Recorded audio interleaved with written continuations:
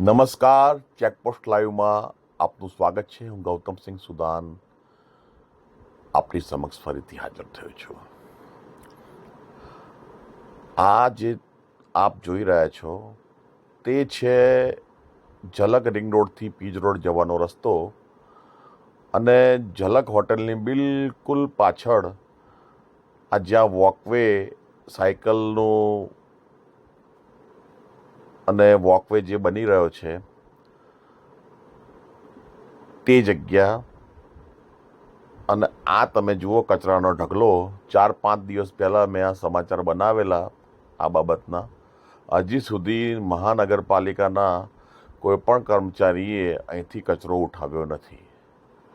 હવે વાત રહી કે ગાયો મારકણી કેમ બની જાય છે. આનું આ તમને લાઈવ ડેમો આપું છું, જોઈ લો તમે. આજે ગાય બેઠી છે બરાબર કચરાના ઢગલા પર, અને આ જે કચરાનો ઢગલો છે ને ત્યાં બેસીને એ ખાઈ રહી છે. જુઓ છો તમે, ખાય છે. હવે શું ખાય છે?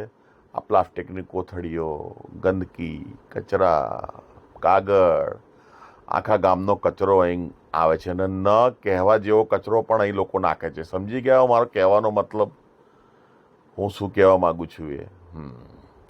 હવે આ જાય છે, આવી ગાય છે, એના પેટમાં જાય એટલે શું છે? આફરો ઉત્પન્ન થાય.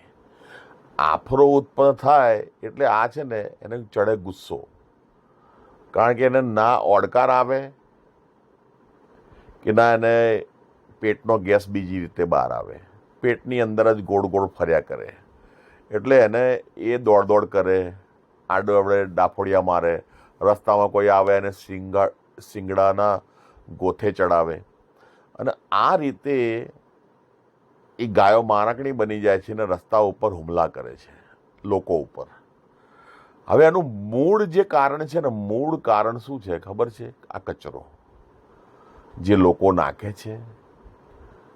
લોકો બી એટલા જ ગુનેગાર છે કે આ જગ્યાએ કચરો નાખવા આવે છે, અને મહાનગરપાલિકાના કર્મચારીઓ પણ એટલા ગુનેગાર છે કે આ જગ્યાએ કચરો નાખે છે.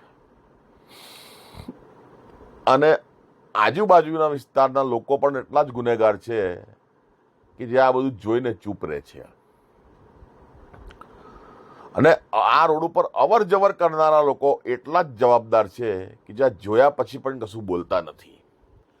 ભગવદ્ ગીતામાં સ્પષ્ટપણે લખેલું છે કે જો તમારી સામે અન્યાય થતો હોય, કે કોઈ ગુનો થતો હોય, કે કોઈ હિંસા થતી હોય, અન્યાયી કૃત્ય થતું હોય, અને તમે ચૂપ રહો, તો તમે એ જે સામેવાળો અન્યાય કરવાવાળો જે છે એના જેટલા જ તમે ગુનેગાર છો.